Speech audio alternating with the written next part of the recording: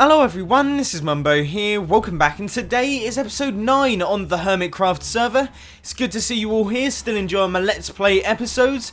Now in today's episode, we are going to be working on a couple of projects. I haven't really got a full schedule yet, and I don't want to mention any of them right at the start, just in case I don't do a couple of them, which is more than likely, because they're fairly ambitious. But before we start, I just want to showcase a couple of the things that I've done. If you did watch the bonus episode of HermitCraft, which came out mid-week, which was the Q&A with me and Tom, you will have seen me doing all of this arranging. Now this took surprisingly longer than I expected. I was like, it's going to be simple. I just place all the items into the item frames and that's it. But like I've said many times, if you are building a storage area, you have to consider these things. You can't just throw the items in willy-nilly because you'll never find anything. They have to go into groups, so we've got things like stone and cobblestone and dirt. We're going to have loads of that, so we've got double storage for those. And then we have stone brick and then special types of stone brick. I haven't done both of them because, as you can see, I'm not really raking it in. And I've got a bunch of items there which I didn't actually know were there, so I'll relocate those in a bit. So yeah, we've got the stone, cobblestone, dirt, stone brick, and then we have the 4 different types of wooden logs, 4 different types of wooden planks, the nether items, gravel, different types of leaves, the different types of clay. So we've got standard clay and hardened clay. I've now got this amazing helmet, so that means that I can just get so much clay, and that is what I've been doing recently. We've also got ice, and then snow will go there. I don't have any snow to put in there yet. We have pumpkins, melons, different types of stone half slabs, and then different types of wooden half slabs, and the grass and the mycelium. So that's that side done. On this side, I haven't really done that much in the way of sorting. We just have redstone, coal, iron, and then lapis. And then here we'll probably have redstone or lapis or coal ore and whatever. I haven't really discovered that yet. Now over here, I really don't know. There's so many different items, and I'm going to have to just take a look through the creative mode menu as to what I'm going to have. I know that I need the different types of sandstone. I need things like endstone, obsidian, all that bits and bobs. Yeah, there's quite a lot of it. I don't know what else I'm going to do for the rest of these. Perhaps this could be like extra storage for certain items. For example, netherrack I'll probably get loads of wood, loads more stone and cobblestone, because we're already racking it up on the old cobblestone, having cleared out that area, which is just about what I'm about to go on to. I am going to finish this branch of the storage area straight away. I'm going to do it immediately. You're not going to get a progress update on this one. There is going to be a cut, and then I will have finished it. So, in fact, you know what? I might as well get on with it now. So, I'm going to start work on this third branch, and then I'll catch you in a bit. And this, ladies and gentlemen, is how you can tell when someone has got far too much time on their hands. Yet, we have got our storage area done. All of the chests are now in place. As I said earlier, I'm not going to be getting all the item frames in place just yet because of how many there are. But wow, what a huge number of chests. That is absolutely ridiculous. You can see we've got that tiny bit at the end to do there. We're going to do the same old with the stone brick and the furnaces, because I think that looks really cool. Don't even think we're going to ever use those furnaces. They look nice, don't they? That's about it, really. We are going to have a one of those like industrial furnace stations where they all turn on at once to be maximum efficiency furnaces. That's one thing that I do want to work on in the future. I think they're really cool. That will probably be another underground project, so that might be like off at the end of one of these or something like that. I don't know. We're probably going to expand off from this little section down below. But now, Red Eyes wants to know how my mob spawner works, so yeah, I'm going to show him how that all happens, and then we'll get on with the other projects that we're going to be doing in today's episode. Now that we have finished our storage area project, well, almost finished, we've still got the item frames to add in, and I don't know how I'm going to do that. Not because it's too many resources, just because things are getting pretty intense over here as it is. You can see when I move across, we get a little bit of twitching and things like that. I don't usually get that kind of stuff. Like, that never happens to me. I've got a ridiculously good computer. I usually play at like 600 frames a second. So to have this twitching is very odd. And once we add all of these item frames in, that's another 80 item frames. It's going to get a little bit hectic. But like I said, we are almost done with this project. And that means that we have to move on to something else. And that, my friends, is going to be a gold farm. Yep, I want to make a gold farm. It's as simple as that. I really like the idea of it, having loads of gold at my disposal. disposal, not disposable. Having loads of gold at my disposal sounds absolutely fantastic. I'll be really fancy. I'll be like the pimp of the server with all my golden gear. And the way that we do that is we're going to be using a shifting floor design, probably King Happy's. I'm going to head into my testing world right now to take a look at a couple of designs and work out how we're going to build it. It's going to use a lot of resources, it's going to be very tough to do, but hopefully it is going to produce a lot of gold, which is what I'm into. We are currently in my redstone testing world because I have been working on our little gold farm over here. Now, I just thought I'd mention, most of you have never seen this before in your lives. This is where I do all of my redstone work. It's where I build the contraptions for the first time and see how they work. So you might recognise a couple. Here's like the waterfall, no, the water splitter door. There's the universal thingamajiggy. There's the seamless glass trapdoor, a couple of things that I never uploaded, such as those. Then we've got the 7-segment displays over there. We've got a tree farm that I've been working on. All that good stuff is in here. But the most important thing right now is our gold farm. So this is the shifting platform design that I have just created. The reason that I am not using King Happy's to the T, like I'm not completely copying it, is because it used more sticky pistons than I think I could make. This uses 1 sticky piston per layer. It also uses 4 hoppers per layer, and I believe 2 comparators. So it's not really that expensive, but it's still a lot when you scale it up. So it's like 4 hoppers per layer and per slice. So in total for 1 layer it becomes a lot, and then when you do 4 layers it becomes a lot, and then when you do 4 modules it becomes just a stupid amount of stuff. But I'll quickly show you this working. So if we've got a zombie pigman here, you'll see that he gets pushed through all of the layers right the way down to the bottom, and then he'll fall to his death. It's as simple as that. That is how it all works. Now I've set myself up with a gold farm in the nether. You can see we are way up in the sky above bedrock, which we can get to legitimately. Look, you can see the bedrock down below by using ender pearls, so don't worry about that. This is entirely possible, and that means that we don't get any of the spawning spaces down below. So when I switch out of peaceful mode, you will see we get ridiculous numbers of zombie pigmen spawning. They are just flowing out of this thing. And if the zombie pigman farm on HermitCraft is as good as this, then we are going to have an epically large amount of gold on our hands. You can just see there is not a single moment where there are not tons and tons of zombie pigmen just flowing out. This one's a little bit inactive, but that's because we're right up next to it. If we stand, say, over here, damn it, I haven't covered up some of these. So we've still got zombie pigmen spawning in the system. The frames per second are getting very, very intense, so I'm going to have to leave this one for a bit. But what I'm going to do now is an overnight test, and we are going to collect up all of the gold just to get a rough idea of what kind of rates we're going to be getting with this thing. So I'm going to stop recording, otherwise my computer's going to be set on fire, and I'll catch you in a bit. Now it's been a couple of days since my last cut, and in that time I have done a bunch of things. First things first, we did the one night test on the original gold farm, and the results were excellent. We got over 12 double chests filled with golden nuggets, which, in my opinion, is a pretty decent haul, if you're asking me. But I realised that that farm was extremely resource intense. I wouldn't have enough items to do that whatsoever. I think I would have managed 1 layer with all of the iron that I had. So I had to come up with a redesign. Now this one uses a clock, which is, generally speaking, a bit of a no-no when it comes to farms, just because it can lower the efficiency. But as you can see from this recording, I don't think we're really going to notice. These zombie pigmen seem to be flowing out of it pretty quickly. If you're watching here, they really are just spilling out of it. I don't think we're going to notice a sufficient hit from the rates, and it really is very simple to build. It only uses 32 pistons per layer, per module. So that means that each module, you can see this is a module, then that's a module. It uses 2 stacks of pistons, and that is doable. Like, I can do that easily. It's just with all the hoppers and the sticky pistons and the redstone power blocks of the other design, that is what was making it tough. Now you can see we have got the clocks here. They're very simple.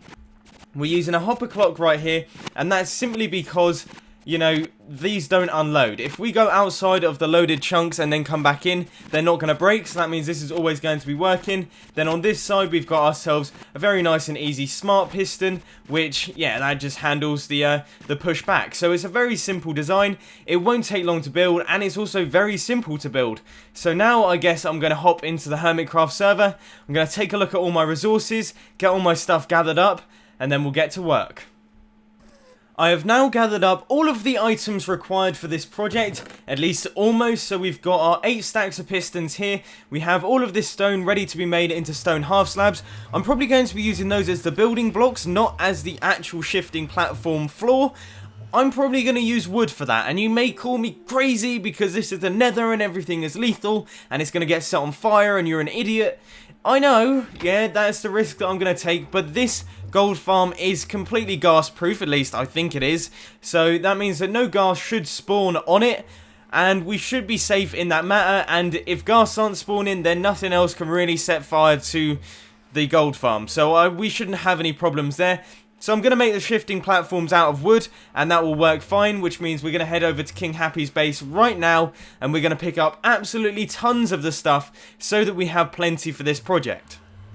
Okay, now I've gathered up all of the wood that we need to do this. You can see we have got our resources chest here, and there is so much stuff in here. We should have easily enough resources to do this project. We are also currently on top of the nether, which is pretty good. If you're wondering how I did that, then you just end a portal through the bedrock and then you get up here. I've got this portal, it's linked up to my home one. I can only go back to home, I can't go from home into this one because it just doesn't work like that. You can't go through the nether and onto the bedrock layer. You have to always end a pearl through the bedrock, which is a bit of a shame, but I guess it works just fine. We've got an almost infinite supply of end pearls, so yeah, that's alright. But now I'm going to have to pillar right the way up, almost up to the sky limit, and then we are going to start building. So that means that we won't load any of the nether down beneath us, which means that no zombie pigmen can spawn down here, no mobs can spawn on bedrock, so the only place that they can possibly spawn is up in the sky, which is obviously where our gold farm's going to go. So that all sounds good, now I'm going to get to work. Now our first platform is completely in place.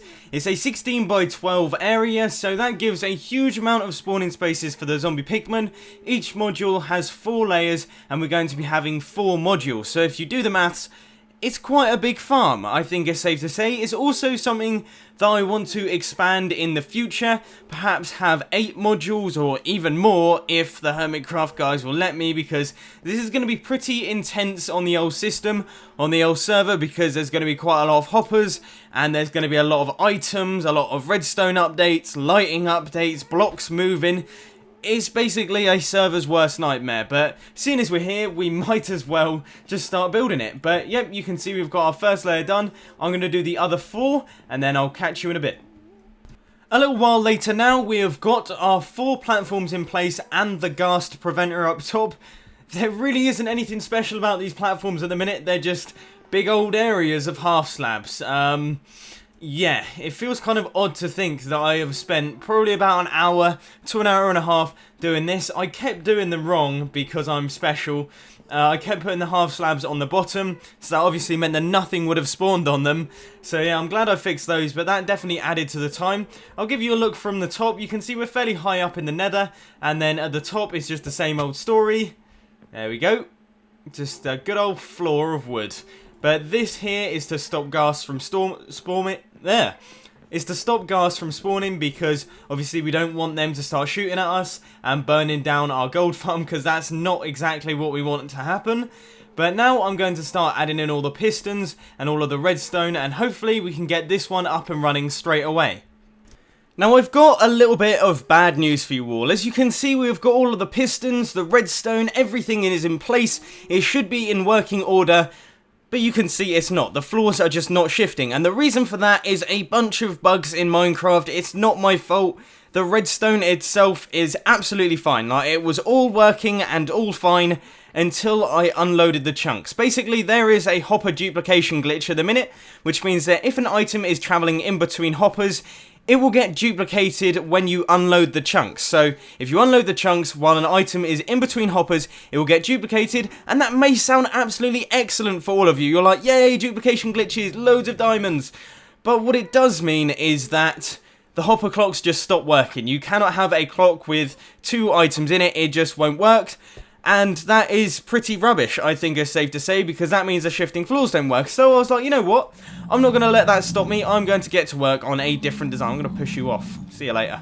I'm going to get to work on a different design. So I did a traditional redstone clock. We just got 4 repeaters in a circle. But then when we unload the chunks, you can see that they just power themselves. It just stops working altogether. So that's a no-go as well. That's not working either. Which is just... it's such a massive bummer. I really don't know what to do with this one. I've got a different clock design that I could try, and I'm going to do that in a creative mode world just to see if it's all going to work. Hopefully it does. If not, then we might have to call it a day on this project for a little while until Mojang gets his act together and fixes this dupe glitch. Now, I have reported it to Dinnerbone in person, and I've put in a bug report. However, I'm fairly certain it's been reported before. I've heard King mention it a couple of times. So yeah, it should be on its way to being fixed. So use it while you can if you want to duplicate your diamonds. But come on, Mojang, fix it fast so I can get this gold farm up and running. Now guys, I think I have come up with a bit of a breakthrough here. I've done a couple of logout tests. Let's just head over there and take a look. The chunks aren't loading. There it is. It is just a simple redstone torch clock. I don't know why I didn't think of that. So now I'm going to replicate this on all of the layers so that we can see if it works throughout, and then I'll do a bunch of testing to see if logging out affects it. But at the minute, this is looking pretty positive, and I've got a big old smile on my face. Great news everyone, you can see that the clocks are in place across the gold farm now, except not all of the chunks are loaded. You should be able to see the full mechanism around about now. Now when I started recording there were a couple of zombie pigmen in there, they just spawned in, you can see a whole bunch just spawned up there. So yeah, this isn't doing too badly considering I believe Corrales is also in the nether, and yeah, it's working well, it's surprising. Already with just one module, we are getting a decent number of zombie pigmen. Now, as you can see, it's not really ridiculous rates at the minute. We've still got some downtime here. Perhaps I have to slow down the clocks a little bit, but for it from going, you know, not working at all, just constantly breaking, I've had to do 3 different redesigns for it to be working perfectly and spawning zombie pigmen. That it really is promising. It's really good to see. So now I'm going to start work on the other modules. I might time-lapse this bit just because don't know if you want to see it all again, but yeah, I'm going to get to work and we'll see what we come up with in the end. Woo-wee!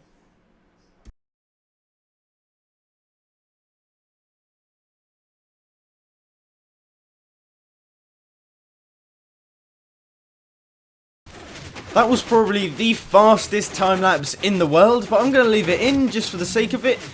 But now we've got another problem. You can see this floor isn't shifting, and that is because this piece of gravel has just disappeared, and the only thing that I can think of that would cause that is if we unload the chunks while the gravel is falling.